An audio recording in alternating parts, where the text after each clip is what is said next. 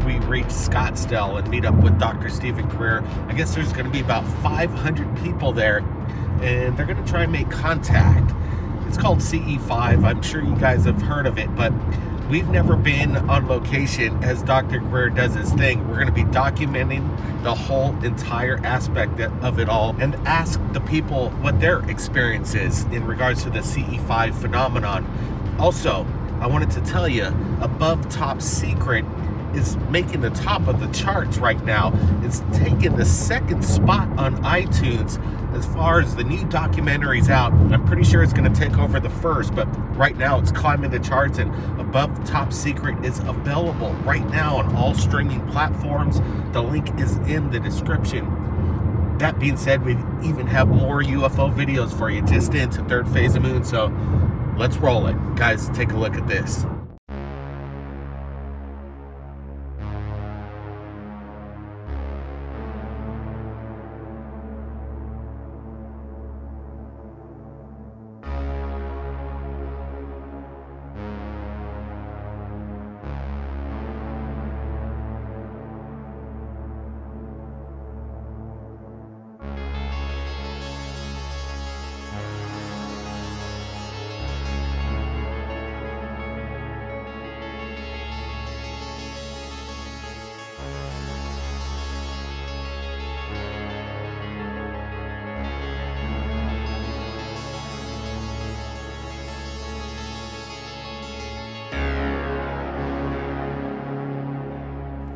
What the heck is going on? This video is absolutely incredible. It's broad daylight at high speed traveling down a freeway in Melbourne, Australia. But what's incredible, the video only lasts for a few seconds, but when the enhancements are done, we can almost make out 4 craft. At one point it seems like there's 3, but maybe there's a 4th one hidden behind one of the objects.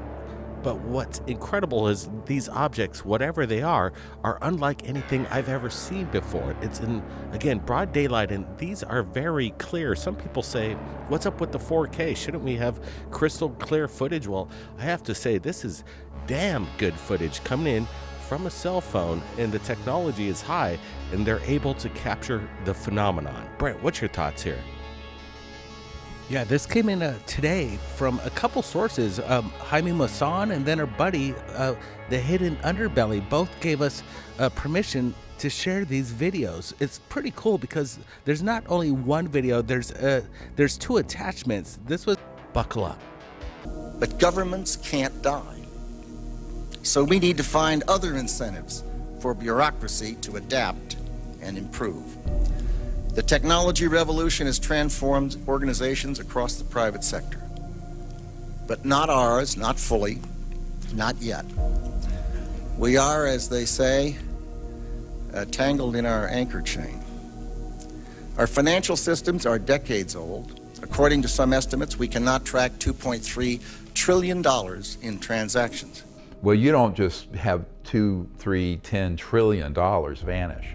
There's a whole system in place, and it comes from many different budgets. And then a big part of the funding comes from private endeavors.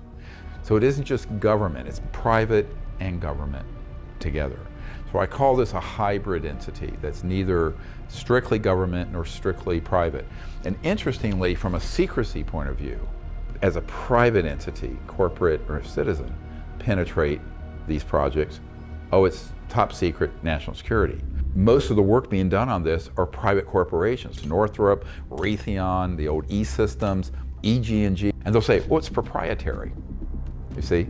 So if you come from the government, it's proprietary. If you come from corporate or civilian, it's top secret government. So they kind of wall it off, they play that game. It's like the Truman Show. If you look at that old show, Jim Carrey is playing this guy who his whole life is raised in this sort of fake set, and wakes up one day and realizes, my whole life has been this staged thing. So I think most people don't realize we're living in somebody's big Truman Show here. The controllers, I call them, who orchestrate these things.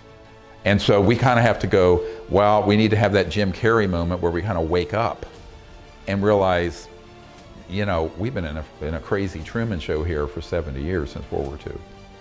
And get real. You know, that's what we need to do. Some years ago, I was invited to go to an underground research facility in El Paso on the Mexican-American border. And this was a place where they were doing these sort of technologies that are transdimensional, but medical applications. Major stuff, technologies that literally, electromagnetic transdimensional technologies where they can, if someone had a missing limb, they can attach to the subtle body, you know, the mystics call astral body, but that energy, like you have phantom pain, and regrow it. Here's the issue.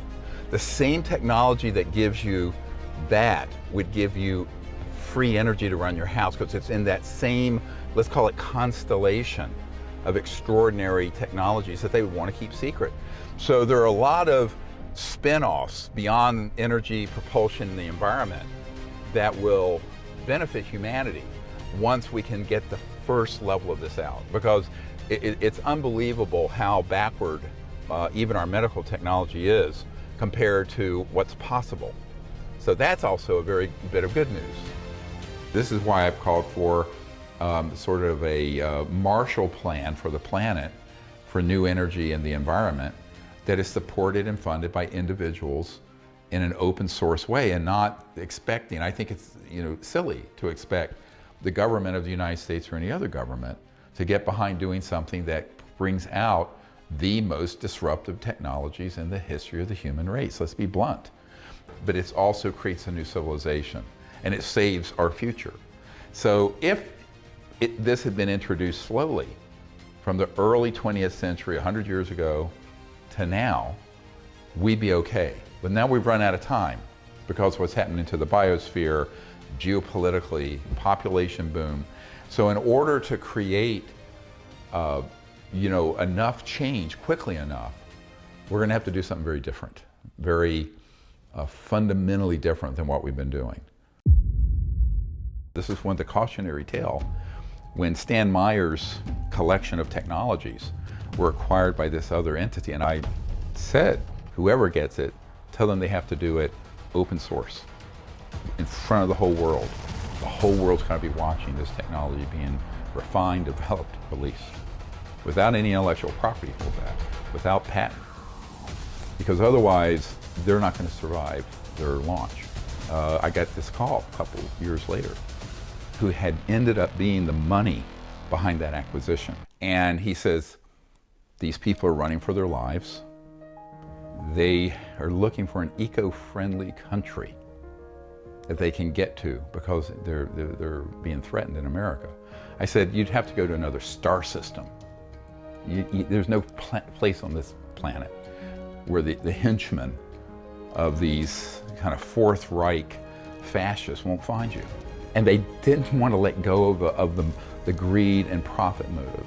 They wanted to be the next Rockefellers of energy, you see. So that is the Achilles heel.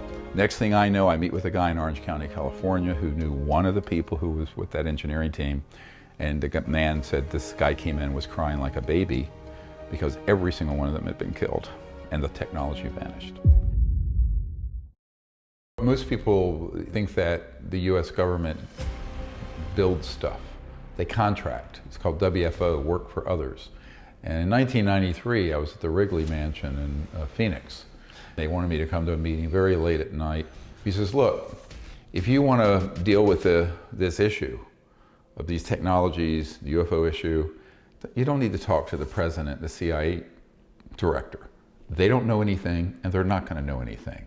You should be talking to people like us. We're the ones who are running the WFO. We're tied into certain, I'm quoting, orders of Jesuit priests that are working on the technology transfer. We have the supercomputers that back up the banking system, and where we can get a lot of money just from transactions where they're odd amounts. This sort of hybrid entity, partially covert, unacknowledged government programs, but a big part of that is then outsourced to big corporations, covert contractors, and other organizations. So that's kind of what developed in the post-World War II era, and it still is how the operation runs. If the crash retrievals are true, then all bets are off.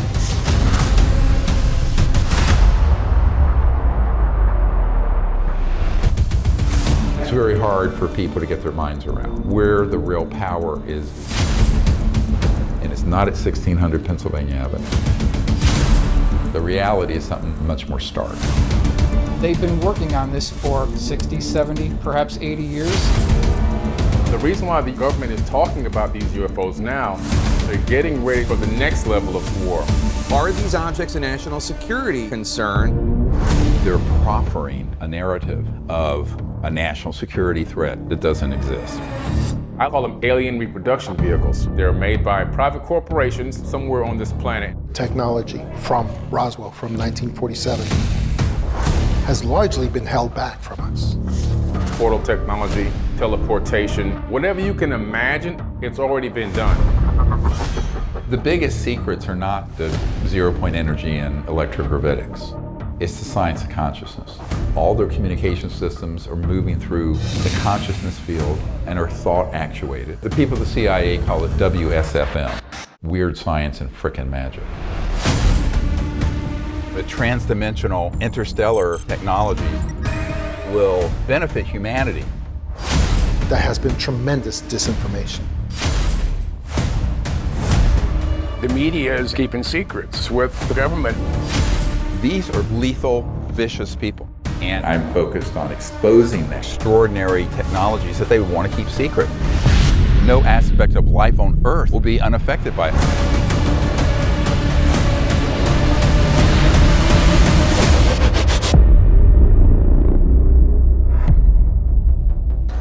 All right, it's been about 700 miles of traveling today. We're in Mesa, Arizona, and tomorrow, Scottsdale.